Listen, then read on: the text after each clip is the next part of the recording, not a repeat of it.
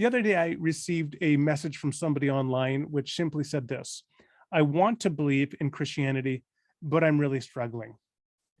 Not a day later, I received another message from somebody who said that they were an agnostic, but they wanted to be a Christian and sort of asking how to get over their disbelief. I get a lot of messages like this, people reaching out saying they want to believe in Christianity, but they just can't. So what do you do in a situation like that? And I then decided, well, I'm going to make a short video, which I've somewhat tongue in cheek called How to Be 100% Christian When You're Only 50% Sure It Is True. And I want to talk about this problem. So first of all, let's set up the problem as follows. The basic assumption of many people is this: it's that something like doctrinal salvation is true. In other words, in order to be saved, you have to accept particular doctrines. Paul says in Romans 10:9, if you declare with your mouth Jesus is Lord and believe in your heart that God raised him from the dead, you will be saved. And so if you accept those doctrines that Jesus is Lord and God raised him from the dead, then you will be saved. But what do you do if you want to believe those doctrines, but you find that you just can't, that you're seriously doubting them, that you're an agnostic about them? It seems to place you in an impossible situation. So let's say a little bit more about that impossible situation. Here's where we come up to an important idea. The idea, or the question, I should say, is this: what degree of control do you have over your beliefs? There is a position that has been sometimes called epistemic voluntarism. And according to epistemic voluntarism, well, it combines two words: epistemic, relating to belief, and voluntarism, which relates to action. A voluntary action, something you have control over. And so epistemic voluntarism is the concept that we have control over what we believe. So if you want to believe something, you can will yourself to believe it. The problem with that is that it just seems to be flatly false. Epistemic voluntarism is not true, and we know it's not true because we can test it. If you were offered $1 million to believe that 2 + 2 = 3, you would not be able to collect the $1 million to truly believe it. Now, you could say, oh, I believe 2 + 2 = 3. But if you are functioning properly, you're not irrational. You can't just will yourself to believe that 2 + 2 = 3, even if it means $1 million payout, because you don't have direct control over your beliefs. Rather, Thomas Reed described it in, I think, a very effective way, that we are carried along by our beliefs, like a person being pulled down the heavy current of a river. When I open up my eyes in the morning and look out the window, I don't choose to believe that it is a sunny day. I am just immediately confronted by the experience of seeing the sun shining in the sky, and I form the belief that it is a sunny day. Now, I could try to doubt that by proposing various skeptical scenarios, like, well, maybe I'm still asleep. But I don't have direct control. I can't immediately just will not to believe that it is sunny out. I can try, but I can't directly control that. And that's just the nature of belief. We don't control belief like we control the movement of our bodies. For example, I want to lift my arm to make a point. I lift my arm at will and I lower it at will, but I can't believe in that way. And so if I'm told, well, in order to be saved, you have to believe that Jesus is Lord and God raised him from the dead, Romans 10:9. But I can't just will myself to believe that, even if I want to. Just as I can't will to believe 2 + 2 = 3, even if it means $1 million payout. So how should we respond to this dilemma that the doubter finds himself in, where they want to believe in order to be saved, but they find themselves doubting? They are like the man in that Jesus encountered who says, Lord, I believe, help my unbelief. Help my unbelief. Let me give a couple points of response to this dilemma. And the first one, really, I think the heart of what I want to say is that I think we need to challenge fundamentally this sort of reductionistic understanding of salvation as consisting of assent to doctrines, or the belief and doctrines, as if the lesson we should take from Romans 10:9 is that, well, to be saved, it's just to believe Jesus is Lord and God raised him from the dead. That's all there is to it.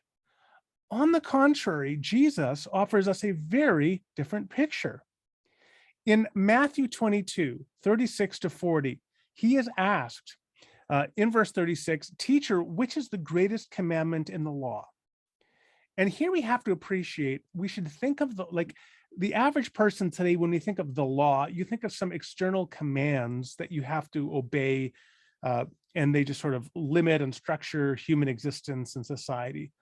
But the law in the Jewish worldview is about so much more than that. It is about the embodiment of shalom, or wellness.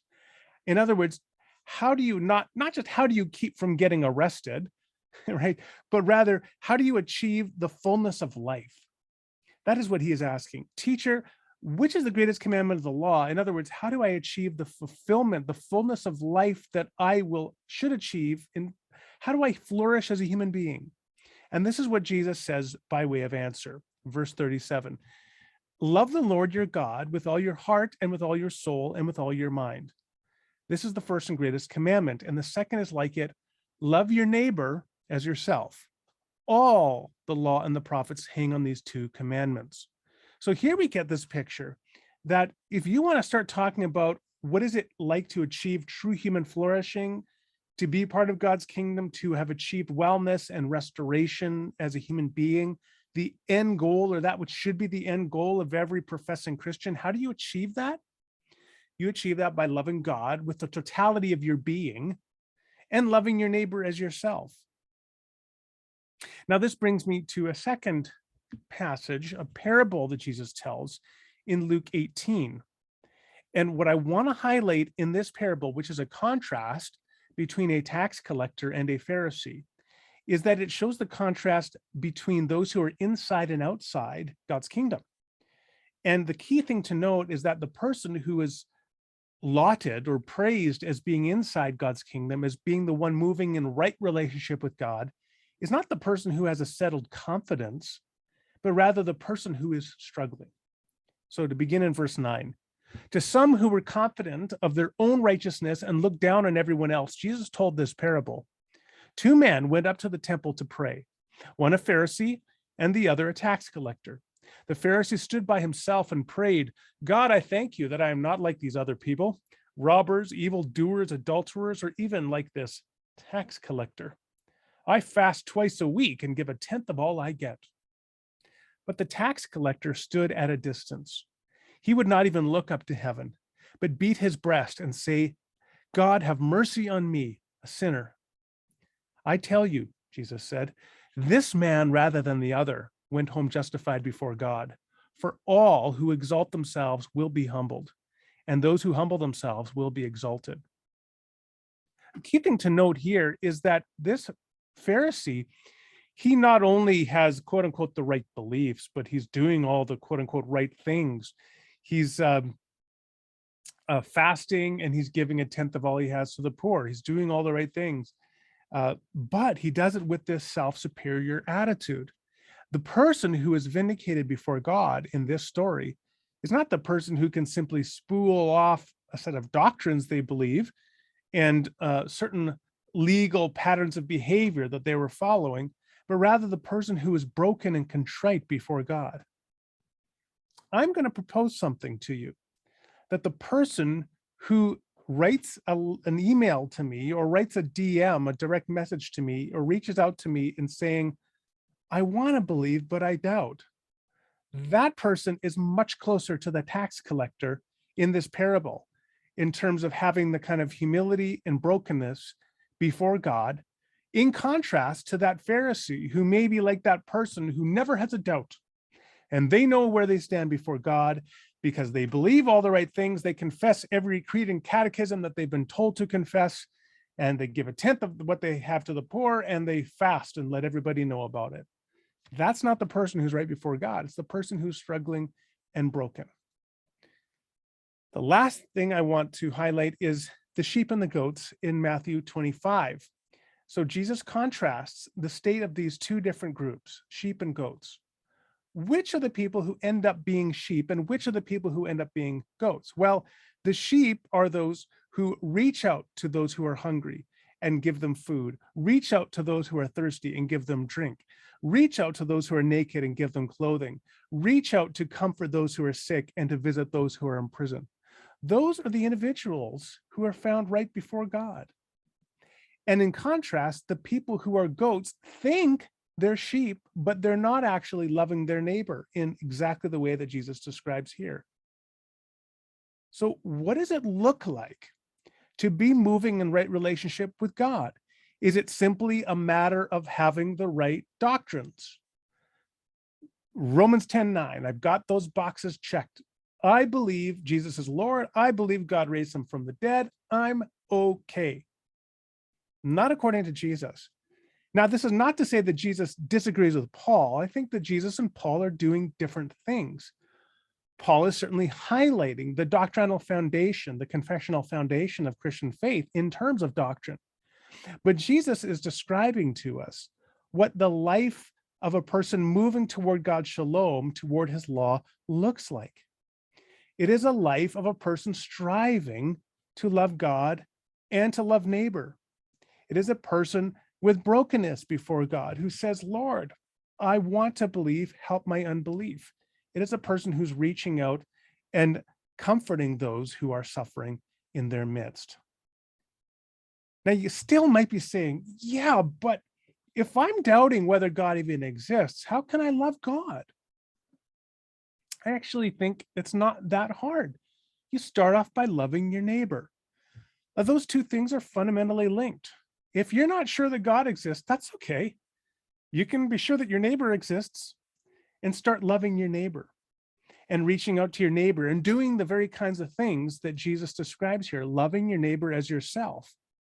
And as you do that, those are things you can control.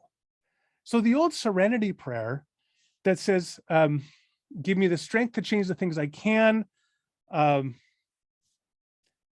what's the term, consolation or what have you, to accept the things I can't and the wisdom to know the difference. Well, the things that you can change is how you interact with your neighbor. Baseline, you can begin by changing that. And the form of life that you can pursue is the form of life which is precisely in accord with that which Jesus describes as those who in fact find shalom in God and his kingdom. Now, I'm going to conclude by reading out of the end of this book, God or Godless. It's almost been 10 years since we published this book. It was a debate between John Loftus, an atheist, and myself. And so in my final words, starting in page 176, I said, perhaps you're not ready to commit to Christian theism. Perhaps it still requires you to believe more than you are able to accept at this time. What do I suggest for you? Ask yourself if Christianity is a view of the world that you can accept provisionally as you seek to live in accord with the values that make us most fully human. If you find that you can take that step, then start doing so. Live as if Christianity is true. Begin exploring the rich intellectual and spiritual resources of the Christian tradition. Find a community of Christians with whom you can relate openly and honestly by sharing your beliefs and your doubts.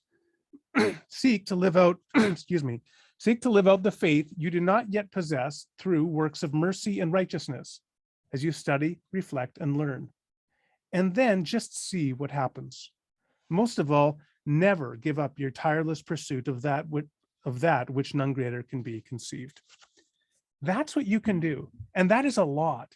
So rather than just worry, I cannot believe things, epistemic voluntarism, I can't make myself with conviction believe Jesus is Lord and God raised him from the dead, or maybe even that God exists. But what you can do is begin to love your neighbor and move into the forms of life that are consistent with that to which Jesus calls us.